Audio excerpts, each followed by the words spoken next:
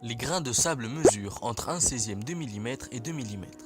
S'ils sont plus petits, on parle d'argile. S'ils sont plus grands, on parle de gravier.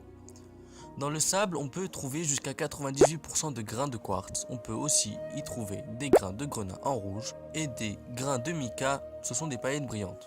Ces trois grains sont des minéraux et les minéraux composent les roches, donc le sable provient de la terre et non de la mer. Plus précisément des roches qui constituent les montagnes.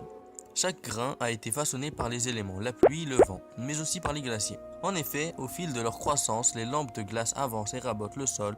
C'est ainsi que les blocs de roche sont arrachés, broyés, pilés. La pluie et l'eau, issues de la fonte des glaces, entraînent ainsi ces particules jusqu'au ruisseau le plus proche. De plus, le gel joue aussi un rôle important.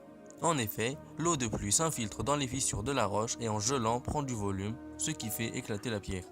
Il en est de même pour les racines de certains arbres. Les roches tombées vont s'offrir puis éclater en 1000 morceaux. Des fois roulent dans les torrents, puis deviennent du gravier qui se transforme à son tour en grains de sable, qui vont se déposer dans les lits des cours d'eau, pour ainsi suivre leur chemin jusqu'à l'estuaire, pour ensuite se laisser dériver par la houle jusqu'aux plages. Maintenant, nous allons parler du rôle de l'humidité. L'humidité joue clairement un rôle parce que si vous prenez du sable mouillé, tout le monde sait qu'on peut faire un château, c'est-à-dire en quelque sorte un tas dont l'angle à la base est 90 degrés. Ou presque. Pour comprendre ce qui se passe avec un château de sable, il faut comprendre le rôle de l'eau. Quand il y a peu d'eau dans votre sable, celle-ci vient se placer entre les grains et créer une force d'attraction qu'on appelle la force capillaire. C'est en gros la même force qui fait que le rideau de douche en plastique, quand il est mouillé, va coller sur la baignoire ou bien votre peau. Cette force capillaire assure la cohésion des grains de sable.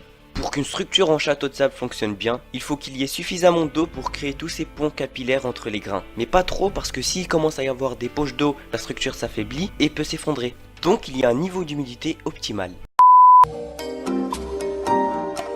Il existe plusieurs types de sable. Parmi eux, il y a les sables fluviatiles, qui sont transportés par des rivières ou des torrents. Les sables volcaniques trouvés sur les pentes des volcans ou après érosion des roches volcaniques. Les sables marins déposés au bord de la mer. Les sables éoliens sont les sables du désert. Il y a aussi les sables glaciaires, se situant au bord du moraine des glaciers, et les sables lacustres qui se déposent au milieu d'un lac. Par exemple, certains grains de sable contiennent des particules de fer et réagissent aux champs magnétiques.